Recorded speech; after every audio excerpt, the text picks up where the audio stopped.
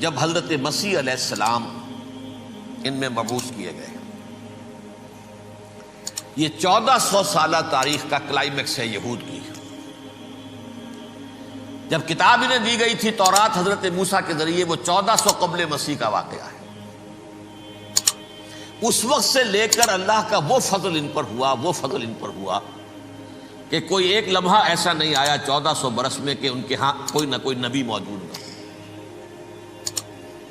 یہ تار ٹوٹا ہی نہیں. 2 سے شروع ہوا، موسیٰ ہارون علیہ السلام، اور 1400 برس کے بعد پھر آخری 2 ہیں، عیسیٰ اور یحییٰ علیہ السلام. یوں سمجھ لیجئے. اور اس کے درمیان یہ تار ہے، اور اس تار میں کوئی ایک لمحہ ایسا نہیں آیا کہ کوئی نبی موجود ہو. اس میں اتار چڑھاؤ بہت سے آئے ہیں، اس کا وہ میرا موضوع نہیں ہے اس وقت. قبل مسیح کی تاریخ جو ہے وہ میرا موضوع نہیں ہے. قرآن مجید میں سورہ بنی اسرائیل کے پہلے رکوع میں اس کا تذکرہ موجود ہے. وَقَضَيْنَا إِلَىٰ بَنِي إِسْرَائِيلَ فِي الْكِتَابِ لَتُفْسِدُنَّ فِي الْأَرْضِ مَرَّتَيْنِ وَلَتَعْلُنَّ عُلُوًّا كَبِيرًا. 2 مرتبہ ان پر عذاب کے کوڑے برسے. پہلے اشوریوں کے ذریعے سے جو شامی تھے، سیرینز اشوری کہلاتے ہیں. پھر بابلیوں کے ذریعے سے یعنی عراقیوں کے ذریعے سے، بیبیلونیا نام تھا عراق کا پہلے. ان پر بہت بڑی بڑی تباہیاں آئیں، اللہ تعالیٰ کی طرف سے عذاب آئے. اس کے بعد پھر دوسرے دور میں دوسرا اقتدار کا دور آیا، خربستیاں بڑھ گئیں. تو پہلے گریکس کے ذریعے سے، یونانیوں کے ذریعے سے، اور پھر رومیوں کے ذریعے سے انہیں پسوایا گیا. یہ دور گزر چکے تھے ان پر، 2 عروج کے دور اور 2 زوال کے دور. میری چھوٹی سی کتاب ہے تنظیم اسلامی کا تاریخی پس منظر، شاید 6-7 روپے کی ہوگی. اس کو آپ دیکھیں گے تو اس میں اس کا پورا نقشہ آپ کو مل جائے گا. ویسے تو یہ کہ میری جو ذرا بڑی کتاب ہے سابقہ اور موجودہ مسلمان امتوں کا ماضی، حال اور مستقبل، اس میں میں نے ان معاملات پر بڑی تفصیل سے بحث کی. بہرحال یہ جو دور تھا ان کا 1400 سالہ، وہ اونچ نیچ سے ہوتا ہوا جب آیا ہے حضرت مسیح کی بعثت پر، تو ان کی شرارت کی انتہا یہ ہو گئی کہ اللہ تعالیٰ نے مسیح کو رسول بنا کر بھیجا. رسولاً الی بنی اسرائیل. حضرت موسیٰ اور حضرت عیسیٰ کے درمیان رسول کوئی نہیں ہے، سب نبی ہیں. حضرت موسیٰ رسول تھے اور حضرت عیسیٰ رسول ہیں. درمیان میں داؤد ہو، سلیمان ہو، یشعیاء ہو، زکریا ہو، یہ سب نبی ہیں. یحییٰ نبی ہے، رسول نہیں ہے. لہذا وہ شہید کر دیے گئے. رسول شہید نہیں ہو سکتا، قتل نہیں ہو سکتا. لیکن عیسیٰ اور موسیٰ کے درمیان 1400 برس ان کے جو ہیں، اس کا کلائمیکس ہے حضرت مسیح علیہ السلام کی بعثت. اور حضرت مسیح علیہ السلام کو جسے اللہ نے اپنی روح قرار دیا، روح منہ، کلمتہ القاہا الی مریم، اللہ کا کلمہ. عظیم ترین معجزات. انہوں نے کیا کہا؟ یہ ولد الزنا ہے، حرام زادہ ہے، معاذ اللہ، نقل کفر نہ باشد. یہ جادوگر ہے، یہ مرتد ہے، یہ واجب القتل. اصل حکومت اس وقت رومیوں کی تھی حکومت، لیکن انہوں نے انہیں آٹونومی دے رکھی تھی، اپنے مذہبی معاملات تم خود طے کر سکتے ہو. تو کائفاس جو اس وقت کا ان کا ہیڈ ربائی تھا سب سے بڑا، اس کی عدالت نے فیصلہ کیا مسیح کو سولی چڑھا دیا جائے. پائلیٹس پونٹس، اس کے پاس ان کی ازداش پہنچ گئی، یہ ہمارا مجرم ہے مذہبی، یہ مرتد ہے، یہ کافر ہے، یہ جادوگر ہے، یہ واجب القتل ہے، اسے قتل کرو، سولی چڑھا دو. خیر وہ لمبی بات ہو جائے گی. اس نے تو اپنے ہاتھ دھوئے کہ صاحب ہمارے پاس کوئی جرم نہیں ہے اس کے خلاف، تم کہتے ہو تو ٹھیک ہے، سولی چڑھا دیتے. یہ دوسری بات ہے کہ اللہ نے حضرت مسیح کو اٹھا لیا آسمان پر. ان کی جگہ وہ شخص سولی چڑھا جس نے غداری کر کے گرفتار کروایا تھا، جوڈاس اسکیریوٹ. اس کی شکل اللہ نے بدل دی، حضرت مسیح کی سی، اور حضرت مسیح کو فرشتے اٹھا کے اوپر لے گئے، وہ زندہ آسمان پر اٹھا لیے گئے. اور یہ ساری تفاصیل نہ قرآن میں ہے نہ حدیث میں ہے، یہ انجیل میں ہے. لیکن انجیل کون سی؟ برنباس کی انجیل. Gospel of the Lord according to Saint Barnabas.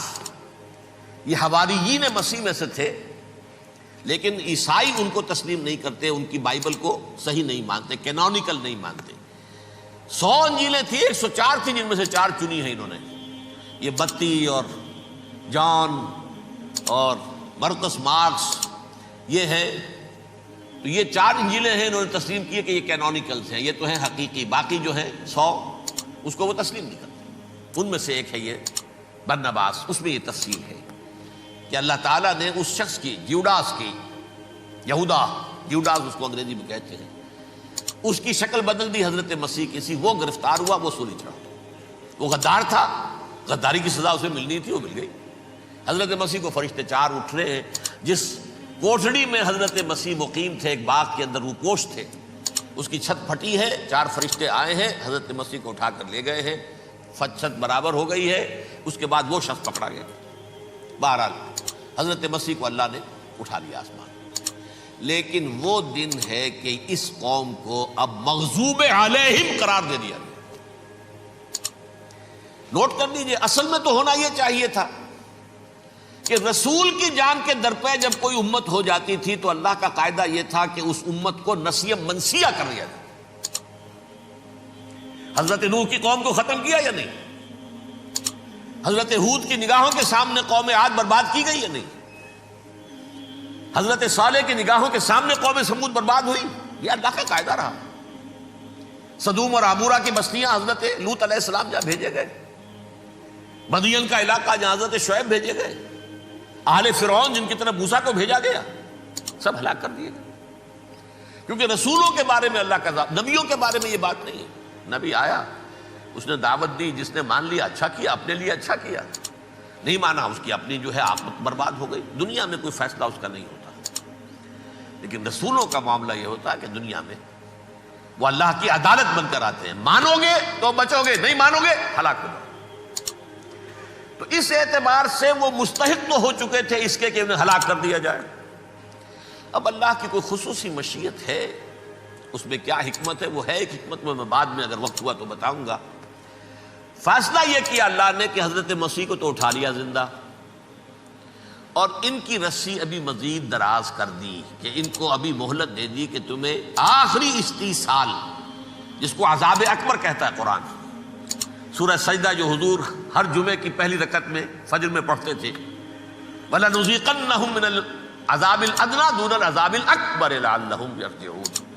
چھوٹے چھوٹے عذاب اور ایک بڑا عذاب، جبکہ قوم بالکل برباد، نسیم منسیہ، کأن لم یغنوا فیہا، ایسے ہو جائیں جیسے کوئی تھے ہی نہیں آبادیاں، لا یرا الا مساکنہم، اب ان کے مسکن نظر آتے، مکین نظر نہیں آتے۔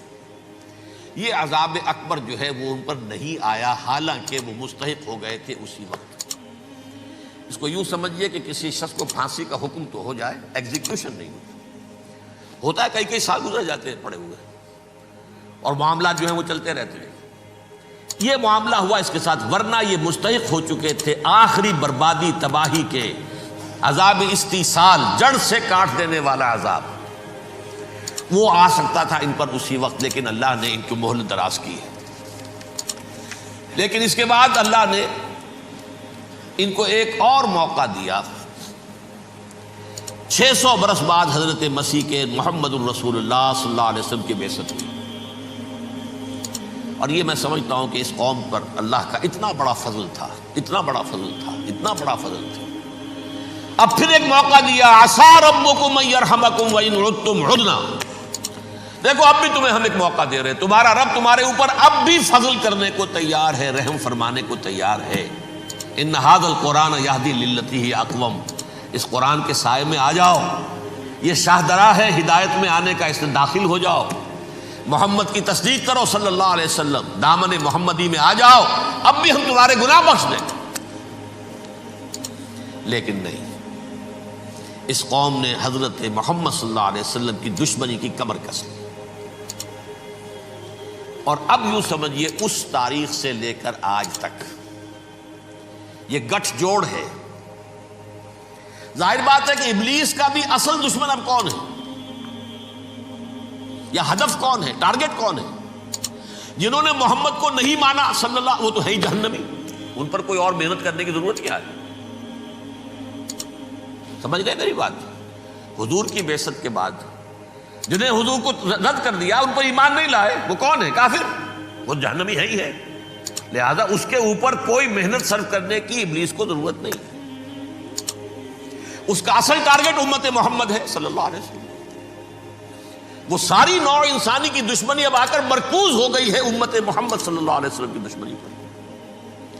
اور اسی طرح یہود کا معاملہ، اگرچہ ویسے پوری نوع انسانی کے دشمن ہیں، انہیں حیوان سمجھتے، ان کی جان مال اپنے لیے مباح سمجھتے ہیں، جس طرح چاہے لوٹے کھسوٹے کھائیں پیے انہیں، لیکن اب ان کی بھی دشمنی کا سب سے بڑا مرکز امت محمد۔ کیوں؟ وہی تکبر اور حسد، وہی بیماریاں۔ انہیں تکبر یہ ہو گیا تھا کہ 2000 سال سے یہ نبوت ہماری میراث، ہماری جاگیر، بنو اسرائیل کے اندر سینکڑوں نبی آئے، 3 کتابیں اللہ نے ہمیں عطا کی، یہ کہاں سے آ گیا محمد صلی اللہ علیہ وسلم؟ معاذ اللہ ثم معاذ اللہ، یہ امیین میں سے، یہ جنٹائلز میں سے، یہ گوئنز میں سے، یہ حقیر ان پڑھ، کہاں ہم کہاں یہ نہیں تسلیم کریں گے۔ حالانکہ قرآن کہتا ہے یعرفونہ کما یعرفون ابناہم، ان کے علماء ایسے پہچانتے تھے حضور کو جیسے اپنے بیٹوں کو پہچانتے ہیں کہ یہ آخری نبی ہے، لیکن تکبر اور حسد کی آگ میں جل اٹھے۔ اب ان کے بھی دشمنی کس سے ہے؟ محمد اور امت محمد صلی اللہ علیہ وسلم۔ یہ گٹھ جوڑ ہے۔ اب دیکھیے، یہ ہے میری گفتگو کا اب تک کی گفتگو کا حاصل، یہ گٹھ جوڑ، ایک غیر مرئی دنیا، انویزیبل دنیا کا ابلیس لعین اور جنات میں سے اس کے لشکری فوج، انسانوں میں سے ویسے تو اور بھی بہت جگہ اس کے ایجنٹ ہے، مسلمانوں میں بھی ہے، لیکن بحیثیت قوم، بحیثیت مجموعی، ایک پوری قوم، ایک پوری نسل جو ہے اس کے ساتھ گٹھ جوڑ ہے۔ ان دونوں کی گٹھ جوڑی کے ساتھ یہ دشمن دون ہیں انسانیت کے، پہلا دشمن ابلیس لعین، عزازیل لعین، اور دوسرے دشمن یہود ملعون۔